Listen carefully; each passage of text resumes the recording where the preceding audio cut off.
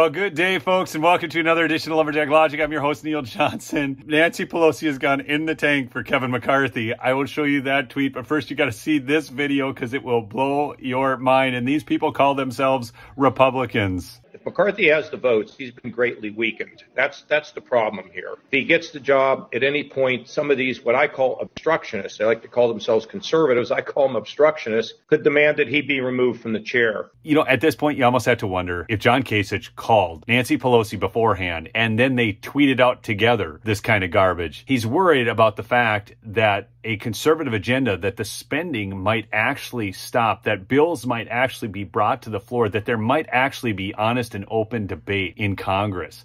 This is what they're worried about. Well, there's one other scenario that'd be very interesting, and that is for Republicans, the bulk of the Republicans, to join with Democrats to pick a speaker in a sort of a coalition government in the House of Representatives. It would moderate what would happen in the House of Representatives the same way that Joe Biden is going to have to moderate his agenda because Republicans are in the majority. How is Joe Biden going to have to moderate?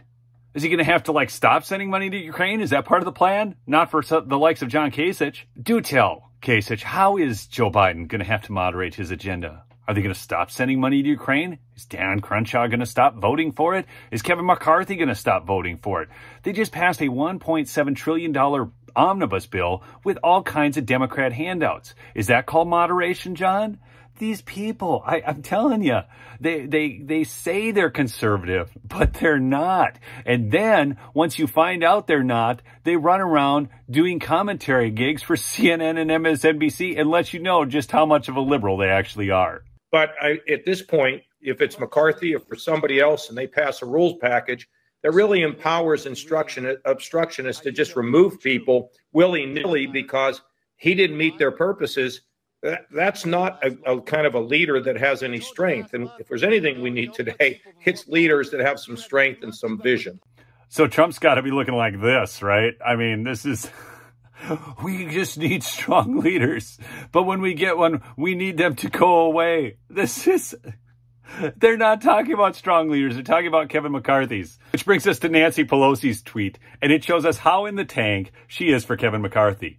All who serve in this body share a responsibility to bring dignity to this body.